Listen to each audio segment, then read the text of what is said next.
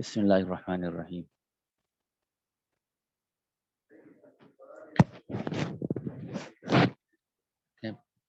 پہلے پارے کے ربع یعنی 1/4 سے 1 پاؤ گزرنے کے بعد سے بنی اسرائیل سے متعلق جو مضمون چلا تھا وہ اپنے متعلقات سمیت یہاں آ کر ختم ہوا، یا بنی اسرائیل اذکروا سے چلا تھا، اور یہاں سے پھر سابقہ مضمون جو توحید کا تھا اس کی طرف لوٹتے ہیں۔ چنانچہ ارشاد ہے اعوذ باللہ من الشیطان الرجیم بسم اللہ الرحمن الرحیم وَإِلَٰهُكُمْ إِلَٰهٌ وَاحِدٌ لَا إِلَٰهَ إِلَّا هُوَ الرَّحْمَٰنُ الرَّحِيمُ۔ وَإِلَٰهُكُمْ، اور تمہارا الہ، مستحق عبادت، الہ واحد، اور مستحق عبادت تم سب کا معبود ہے ایک ہی، یعنی جس کی تم عبادت کرو وہ اس کا استحقاق رکھتا ہے کہ اس کو الہ مانا جائے، وہ ایک ہی ہے۔ وَإِلَٰهُكُمْ إِلَٰهٌ واحد، اور مستحق عبادت تم سب کا معبود ہے ایک ہی، لا الہ الا ہو، نہیں کوئی عبادت کے لائق مگر وہی، الرحمن الرحیم، وہ ہے مہربان نہایت رحم والا۔ تفسیر، اور ایسا معبود جو تم سب کے معبود بننے کا مستحق ہے وہ تو ایک ہی معبود حقیقی ہے، اس کے سوا کوئی عبادت کے لائق نہیں، وہی رحمان ہے رحیم ہے، کوئی اور ان صفات میں کامل نہیں، اور صفات میں کمال کے بغیر معبودیت کا استحقاق باطل ہے، پس معبود حقیقی کے علاوہ کوئی اور مستحق عبادت نہ ہوا۔ ربط، اوپر توحید کا دعویٰ کیا گیا ہے، آگے اس کی دلیل بیان فرماتے ہیں۔ ان فی خلق السماوات والارض واختلاف اللیل والنهار والفلك التي تجري في البحر بما ينفع الناس وما أنزل الله من السماء من ماء فأحيا به الأرض بعد موتها وبث فيها من كل دابة وتصريف الرياح والسحاب المسخر بين السماء والأرض لآيات لقوم يعقلون۔ ان فی خلق السماوات والارض، بے شک آسمانوں اور زمین کے پیدا کرنے میں، واختلاف اللیل والنہار، اور رات اور دن کے بدلتے رہنے میں، والفلک التی تجری فی البحر، اور کشتیوں میں جو کہ لے کر چلتی ہیں سمندر میں، بما ینفع الناس، اس سامان کے ساتھ، ساتھ ما اس چیز کے، اس سامان کے ساتھ، ینفع الناس، جو نفع دیتا ہے لوگوں کو، وما انزل اللہ من السماء من ماء، وما انزل اللہ، اور اس میں جس کو اتارا اللہ نے آسمان سے، من السماء آسمان سے، من ماء پانی، فأحیا به الارض بعد موتها، فأحیا پھر زندہ کیا، بھی اس سے جو آسمان سے پانی اتارا تھا، الارض زمین کو، بعد موتها اس کی موت کے بعد اس کی موت کے، وبث فیہا من کل دابۃ، اور پھیلائے اس میں سب قسم کے جانور، بس پھیلایا، فیہا اس زمین میں، من کل دابۃ ہر قسم کا جانور، اور اس میں سب قسم پھیلائے اس میں سب قسم کے جانور، وتصریف الریاح،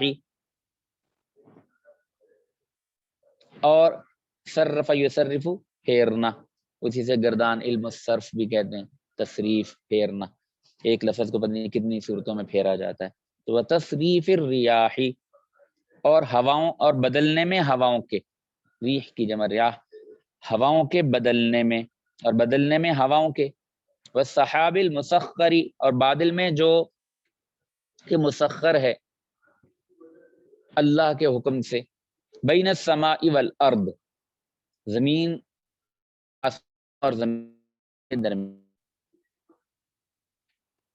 لآیات لقوم یعقلون، بے شک ان سب چیزوں میں دلائل ہیں ان لوگوں کے لیے، نشانیاں ہیں ان لوگوں کے لیے جو عقل رکھتے ہیں، لقوم یعقلون۔ تو ان فی خلق السماوات والارض، زمین و آسمان کا پیدا ہونا ایک، اختلاف اللیل والنہار، دن اور رات کا اختلاف دو، والفلک التی تجری فی البحر، کشتیاں جو سمندروں میں چلتی ہیں تین، بما ینفع الناس، جن چیزوں کو لے کے چلتی ہیں جن سے لوگوں کے فائدے ہوتے ہیں، یعنی تقریباً آج کی دنیا میں بھی تجارتی جو لین دین اور تجارتی ہے سامان کی ترسیل، وہ تقریباً اسی کے ذریعے ہوتی ہے۔ یہ چار ہو گئی، تین چار۔ وما انزل اللہ من السماء من ماء، آسمان سے برستا پانی پانچ، فاحیا به الارض بعد موتها، اس سے زمین کا زندہ ہونا یعنی زمین کے اوپر سبزہ آنا چھ، ابس فیہا من کل دابہ، مختلف قسم کے جانور یہ سات، اور تصریف الریاح، ہواؤں کا چلنا یہ آٹھ، السحاب المسخر بین السماء والارض، یہ زمین و آسمان کی فضا کے درمیان تیرتے بادل، مسخر خدمت میں لگے ہوئے بادل۔ یہ کتنی ہو گئی؟ 8 ہو گئی، 9۔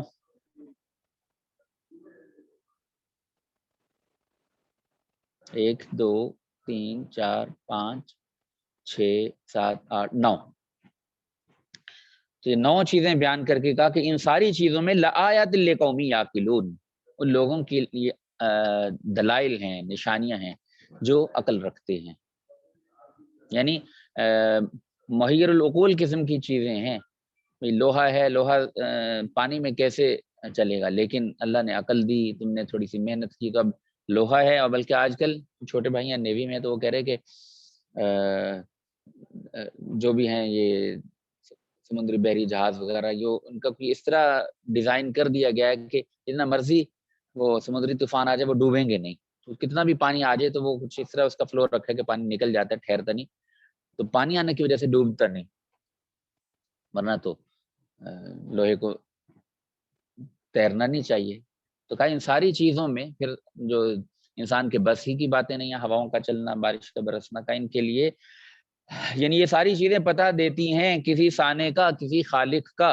ان فی خلق السماوات والارض سے جو شروع ہوئی تفسیر، بلا شبہ آسمانوں کے اور زمین کے بنانے میں اور یکے بعد دیگرے رات اور دن کے آنے میں اور جہازوں کے چلنے میں جو کہ سمندر میں چلتے ہیں، آدمیوں کے نفع کی چیزیں اور سامان لے کر، اور بارش کے پانی میں جس کو اللہ تعالیٰ نے آسمان سے برسایا، پھر اس پانی سے زمین کو تر و تازہ کیا، اس کے خشک ہونے کے بعد یعنی اس میں نباتات پیدا کیے، اور ان نباتات سے ہر قسم کے حیوانات اس زمین میں پھیلا دیے، کیونکہ حیوانات کی زندگی اور توالد و تناسل اسی غذائے نباتی کی بدولت ہے، اور ہواؤں کے یعنی ان کی سمتیں اور کیفیتیں بدلنے میں کہ کبھی شرقی ہے کبھی غربی، کبھی گرم ہے کبھی سرد، اور ابر کے وجود میں جو زمین و آسمان کے درمیان اللہ کے حکم کا تابعدار ہے اور معلق رہتا ہے، ان تمام چیزوں میں توحید کے دلائل موجود ہیں ان لوگوں کے استدلال کے لیے جو عقل سلیم رکھتے ہیں۔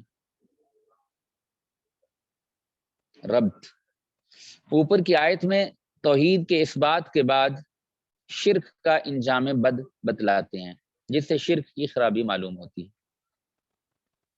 وَمِنَ النَّاسِ مَن يَتَّخِذُ مِن دُونِ اللَّهِ أَندَادًا يُحِبُّونَهُمْ كَحُبِّ اللَّهِ وَالَّذِينَ آمَنُوا أَشَدُّ حُبًّا لِلَّهِ وَلَوْ يَرَى الَّذِينَ ظَلَمُوا إِذْ يَرَوْنَ الْعَذَابَ أَنَّ الْقُوَّةَ لِلَّهِ جَمِيعًا وَأَنَّ اللَّهَ شَدِيدُ الْعَذَابِ۔ وَمِنَ النَّاسِ، اور لوگوں میں سے کچھ، من تبیزیہ کچھ لوگ ایسے ہیں، ان لوگوں میں سے بعض وہ ہیں، من یتخذ من دون اللہ اندادا، من یتخذ جو بناتے ہیں، من دون اللہ ما سوا اللہ سے، اندادن شریک، یعنی لوگوں میں سے بعض وہ ہیں جو بناتے ہیں ما سوا اللہ سے شریک، یحبونہم کحب اللہ محبت ایسی رکھتے ہیں ان سے جیسی محبت اللہ کی، اور ایمان جیسی محبت اللہ کی، یعنی اندادن شریک جو ہیں انہوں نے بنائے، یحبون وہ سارے محبت کرتے ہیں، ہم ان شریکوں سے، کحب اللہ جیسے اللہ کی محبت۔ والذین آمنوا اور ایمان والے اشد حبا للہ زیادہ شدید ہیں محبت میں اللہ کے. والذین آمنوا اشد حبا للہ اور ایمان والے زیادہ شدید ہیں محبت میں اللہ کے لیے. ولو یری الذین ظلموا اور اگر سمجھ لیں یہ ظالم، مطلب دیکھ لیں، لفظی ترجمہ ہوتا ہے حضرت نے لکھا سمجھ لیں. ولو یری الذین ظلموا اور اگر سمجھ لیں یہ ظالم، اذ یرون العذاب اس وقت کی حالت کو جب دیکھیں گے دنیا کا عذاب، ان القوۃ للہ جمیعا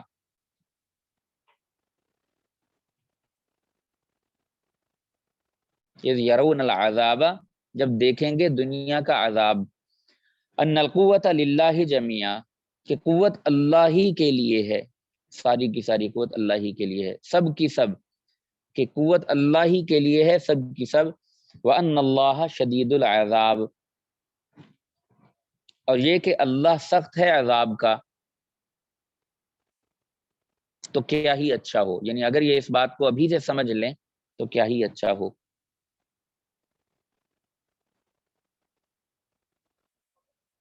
آج کا جہاں سے سبق شروع ہوا ہے وہ الہ کے لفظ سے شروع ہے. وَإِلَٰهُكُمْ إِلَٰهٌ وَاحِدٌ. اور جمشید صاحب رحمۃ اللہ علیہ اس کی تفصیل سے ان کے ایک دو بیان تھے جو الہ کے لفظ کو بڑی تفصیل سے کھولتے تھے. یعنی آدمی کی امید اور جو کسی کے ساتھ آدمی کیا امید ہی کا لفظ یہ استعمال ہوتا ہے، ایک دو اور بھی ہیں وہ ذہن میں نہیں آ رہے.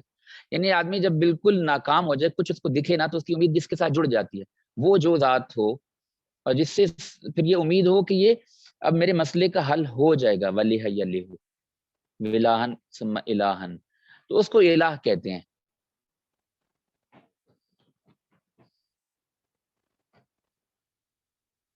وہ آج کا الہ اور قرآن کا الہ یہ آپس میں ٹکراتا ہے. آج کا جو مادی ذہن ہے اس کا الہ اور قرآن کا الہ، اس لیے کہ پہلے بھی تھوڑی سی بات کی میں نے،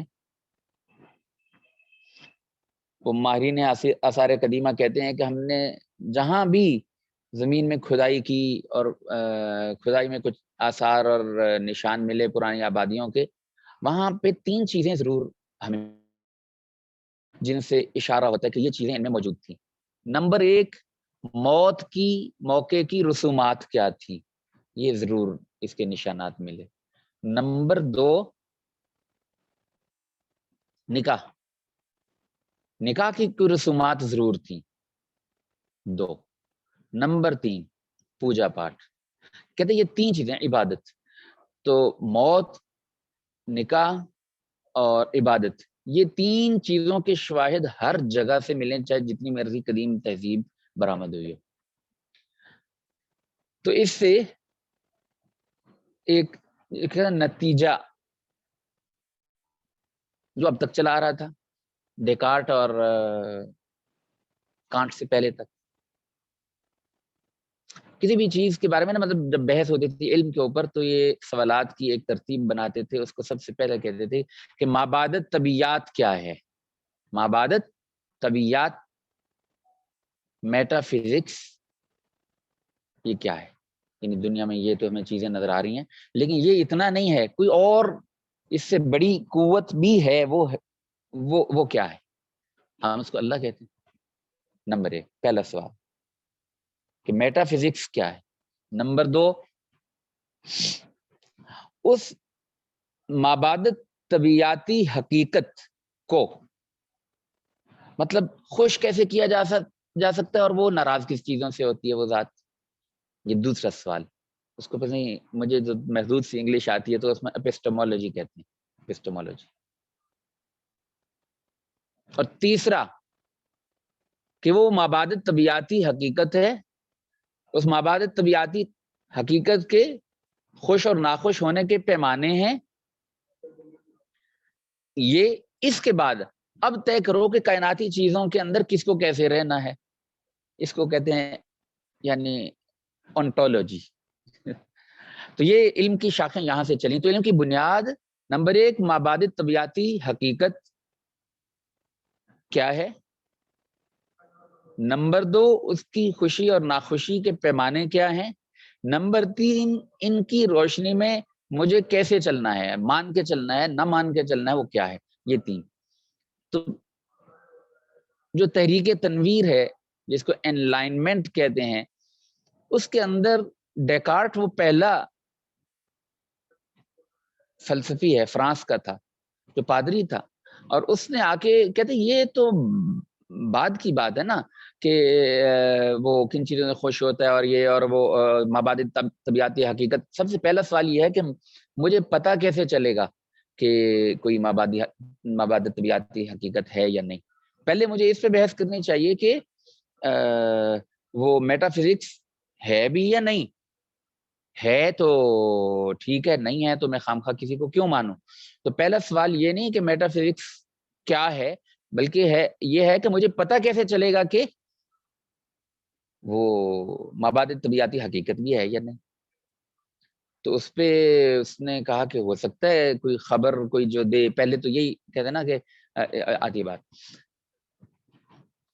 کہ نبیوں نے خبر دی ہے کہ اللہ ہے. کہتے ہو سکتا ہے ان کے ذاتی تجربات ہوں، ان کو صحیح نہ پتہ چلا ہو. فرشتہ آتا تھا تو ان کو اللہ معاف کریے، آج کل مغرب میں یورپ میں یہی تصور ہے کہ ان کے پاس ذاتی خیالات ہیں. کسی کی روح زیادہ پاک ہوتی ہے تو اس کے اپنے ذاتی تجربات ہیں، اچھے تجربات ہوں گے. اللہ کوئی نہیں ہے، وہ یہ کہتے ہیں. تو یہ بنیاد رکھی اس نے ڈیکارٹ نے، جو خود بھی مطلب کوئی ملحد آدمی نہیں تھا بلکہ پادری تھا، عیسائیوں کا اچھا بھلا بڑا پادری تھا. تو اس نے یہ کا پہلا سوال یہ ہے کہ علم کیسے ہوگا. تو علم کیسے ہوگا، خارجی ذرائع تو سارے غیر معتبر ٹھہرے.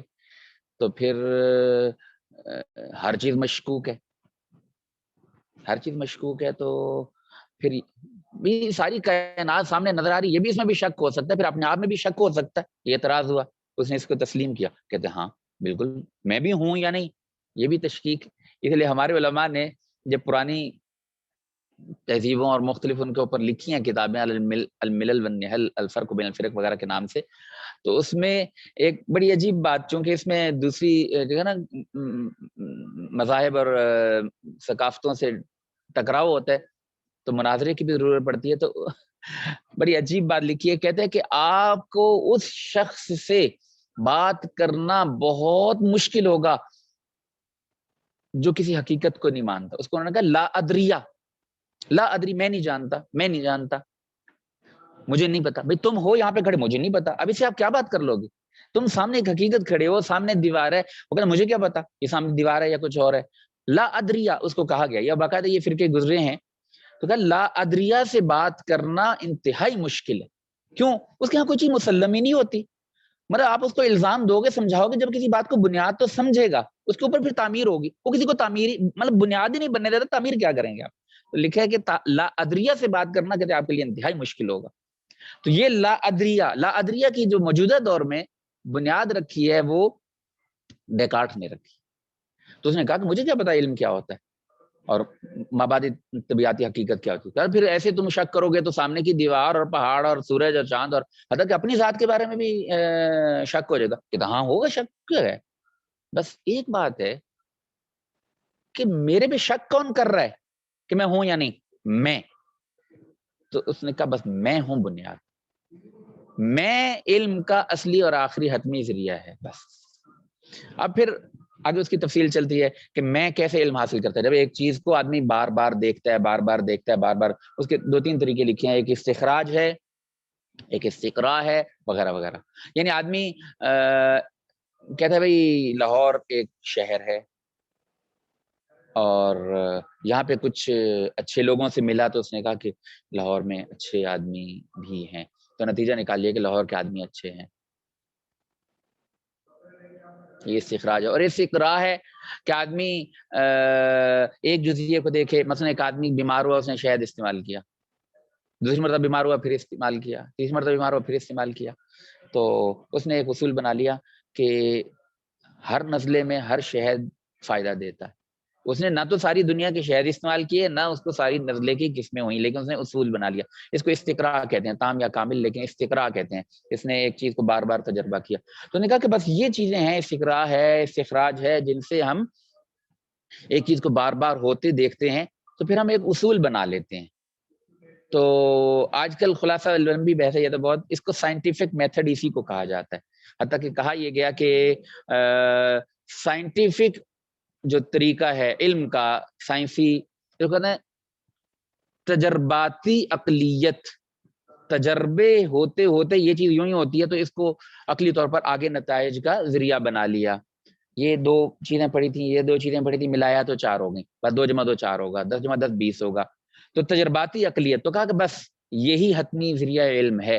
اب خبر چاہے نبی نے بھی نہیں صحیح ہوگی، نہیں پتہ نہیں صحیح سمجھا ہوگا کہ نہیں، اس کو مشکوک قرار دے دیا. اس پہ ان کے ہاں اپنے ہاں ایک لہر اٹھی اور انہوں نے کہا ان میں بھی فرقے ہیں بہت.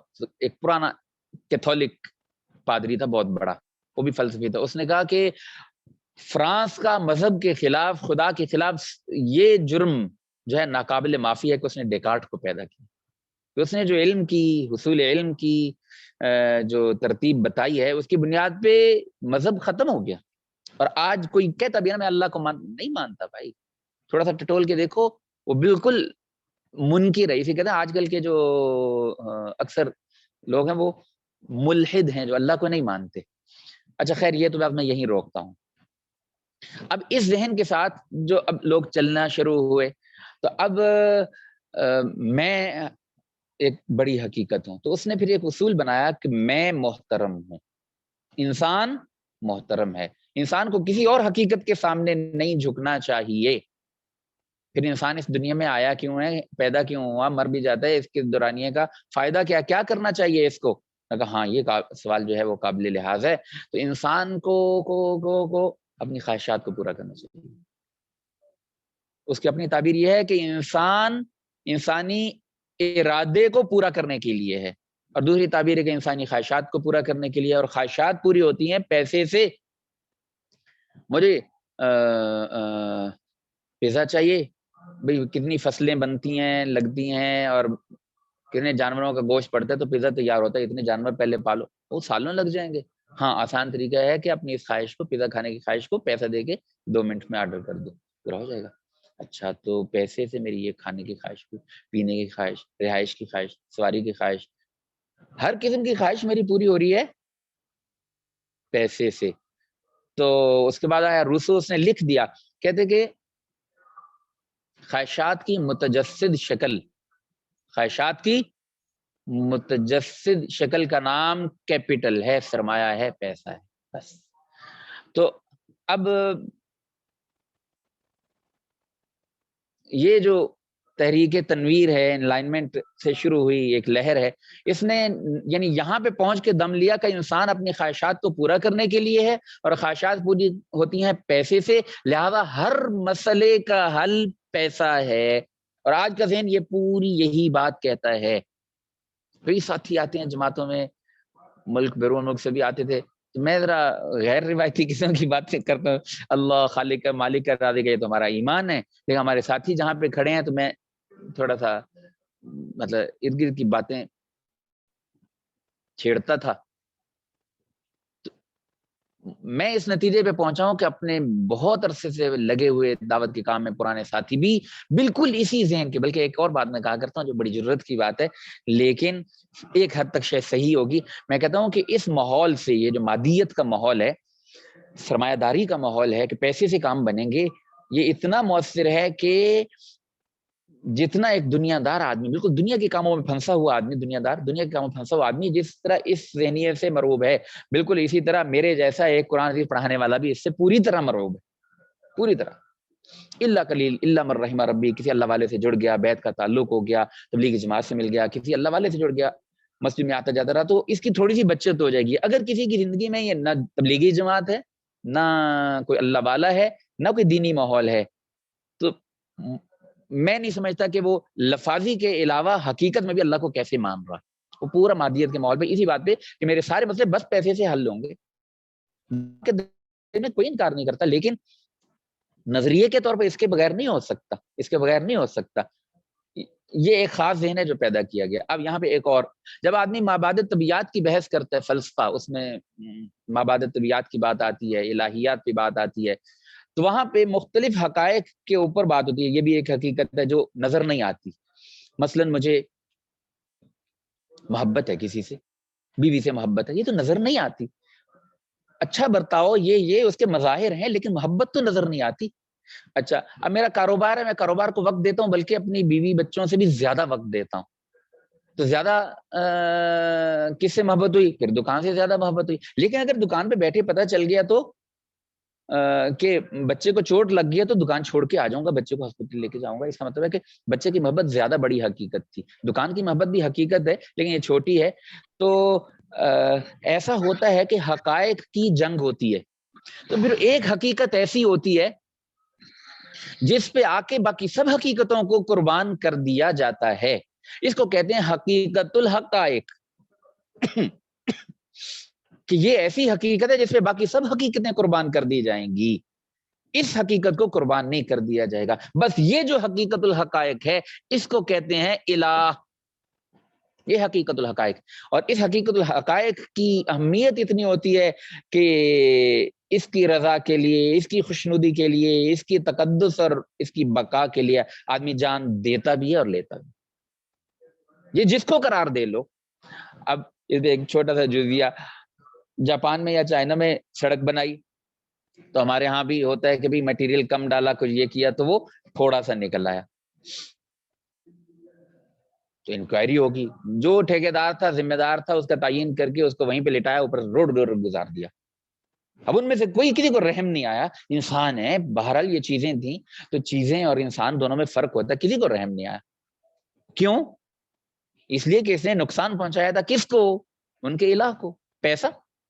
پیسہ ضائع کر دیا تم نے. یعنی مٹیریل ہلکا ڈالا، ہم نے اتنا پیسہ تمہیں دیا تھا اور تم نے کھا لیا اور ہمارا پیسہ ضائع کیا. اور بس ان کا الہ پیسہ تھا، پیسے کو نقصان پہنچا تو انہوں نے جان لے لی. اس کو جان دینی پڑی، ان کو جان لینی پڑی، انہوں نے لی. تو الہ ہونے کی جو حقیقت الحقائق ہے، اس کی یہی خصوصیت ہوتی ہے. خیر یہ تھوڑی سی بات پتہ نہیں کہاں سے آ جاتا ہے، وہ کانٹ کا فلسفہ تھوڑا سا پڑا ہوا موقع بموقع. تو آگے جو آیت پڑھی تھی، میں نے کہا یہاں سے بات جو اس مضمون کی آج کی شروع کی ہے، وہ الہکم الہ واحد لا الہ الا هو الرحمن. تمہارا الہ وہ ایک ہی ہے اور وہ رحمان ہے، وہ رحیم ہے. اور آگے جو کہا کہ لوگ جو ہیں انہوں نے اللہ کو چھوڑ کے اور شریک بنا لیے. یحبونہم کحب اللہ. پہلے زمانوں میں بت ہوتے تھے، یہ ہوتے تھے. آج کے زمانے میں کہتا ہوں آج کا الہ جس کو بنا لیا، جس کو شریک کرتے ہیں، وہ پیسہ ہے. اندادا یحبونہم کحب اللہ. اس سے ایسے محبت کرتے ہیں جیسے کہ اللہ سے محبت کرنی چاہیے. والذین آمنوا اشد حبا للہ. اور ایمان والے، ان کا حقیقت الحقائق کیا ہے؟ اشد حبا للہ. ان کو سب سے بڑھ کے اللہ سے محبت ہوتی ہے. وہ اللہ کی محبت پہ، اللہ کے دین کی بنیاد پہ جان لیتے بھی ہیں، جان دیتے بھی ہیں. جہاد اسی کا نام ہے. یہ تو عقلی اور فطری چیز ہوئی نا. تمہیں جہاد سمجھ نہیں آتا، عقلی بنیادوں پہ نہ آئے، ہمیں عقلی بنیادوں پہ بھی سمجھ میں آتا ہے. تمہیں کرپشن کی ہے، پھانسی لگا دو، تمہیں سمجھ میں آتا ہے کہ تمہارا الہ وہ ہے. ہمارا الہ اللہ ہے، اور اللہ نے ہمیں دین دیا ہے، تو دین کی قدریں ہماری بنیاد ہیں. ہم اس بنیاد پہ جان لیں گے بھی، دیں گے بھی. بس یہی جہاد کا بنیادی سا فلسفہ ہے. اچھا تو کہا کہ وہ حقیقت الحقائق جو ایمان والوں کے سامنے سب سے بڑی محبت حقیقت اللہ کی، والذین آمنوا اشد حبا للہ. اور اس کے مقابلے میں جو کافر ہیں وہ اندادا، انہوں نے بت تراش رکھے ہیں، جس کا جو بھی بت ہو. تو یحبونہم کحب اللہ. ان سے محبت کی کیفیت وہی ہوتی ہے جو ایمان والوں کی اللہ کے ساتھ ہے. لیکن یہ ایمان والے تو کامیاب ہیں. اور یہ ولو یر الذین ظلموا، ان کو اس غلط رخ کی بنیاد پر، اس غیر خدا کو حقیقت الحقائق ماننے کی بنیاد پر، اس ظلم کی بنیاد پر عذاب ملے گا. کاش کہ یہ سمجھتے. اذ یرون العذاب ان القوۃ للہ جميعا. جب یہ عذاب کو دیکھے، یعنی ابھی یہ سمجھ لیتے کہ جب عذاب آئے گا تو ان القوۃ للہ جميعا، کچھ نہیں کر سکیں گے، ساری قوت اسی ذات کی ہوگی جو حقیقت الحقائق تھی. وان اللہ شدید العذاب، اور اس کا عذاب بڑا سخت ہے. تفسیر. اور کچھ لوگ وہ بھی ہیں جو خدا تعالیٰ کے علاوہ اوروں کو بھی شریک خدائی قرار دیتے ہیں اور ان کو اپنا کارساز سمجھتے ہیں. اور ان سے ایسی محبت رکھتے ہیں جیسی محبت اللہ سے رکھنا ضروری ہے. یہ حالت تو مشرکین کی ہے. اور جو مومن ہے ان کو صرف اللہ تعالیٰ کے ساتھ نہایت قوی محبت ہے، کیونکہ اول اگر کسی مشرک کو یہ ثابت ہو جائے کہ میرے معبود سے مجھ پر کوئی ضرر پڑے گا تو فوراً محبت منقطع ہو جائے. اور مومن باوجود اس کے کہ حق تعالیٰ کو نافع کے علاوہ ضرر دینے والا بھی اعتقاد کرتا ہے، لیکن پھر بھی اس کی محبت اور رضا باقی رہتی ہے. دوسرے، اکثر مشرکین شدید مصیبت کے وقت اپنے شرکاء کو چھوڑ دیتے ہیں، جبکہ مومنین مصیبت میں بھی خدا پر ایمان کو نہیں چھوڑتے. اگرچہ ممکن ہے کہ بعض مشرکین ایسے بھی ہوں کہ سخت مصیبت میں بھی اپنے شرکاء کو نہ چھوڑتے ہوں اور ان کی محبت پر قائم رہتے ہوں، لیکن اکثر کا حال وہی ہے جو ذکر ہوا. اور گفتگو میں اکثر لوگوں کی غالب حالت کا اعتبار کرتے ہوئے کلی حکم ذکر کیا جاتا ہے. اور کیا خوب ہوتا اگر یہ ظالم مشرکین جب دنیا میں کسی مصیبت و عذاب کو دیکھتے تو اس کے وقوع میں غور کر کے یہ سمجھ لیا کرتے کہ سب قوت حق تعالی ہی کے لیے ہے اور دوسرے سب اس کے سامنے عاجز ہیں. چنانچہ اس مصیبت کو نہ کوئی روک سکا، نہ ٹال سکا، اور نہ ایسے وقت میں اور کوئی یاد رہا. اور اس مصیبت کی شدت میں غور کر کے یہ سمجھ لیا کرتے کہ اللہ تعالیٰ کا عذاب آخرت میں کہ دارالجزا ہے اور بھی سخت ہوگا. تو اس طرح غور کرنے سے تراشیدہ معبودوں کا عجز اور حق تعالیٰ کی قدرت و عظمت جان کر توحید اور ایمان اختیار کر لیتے.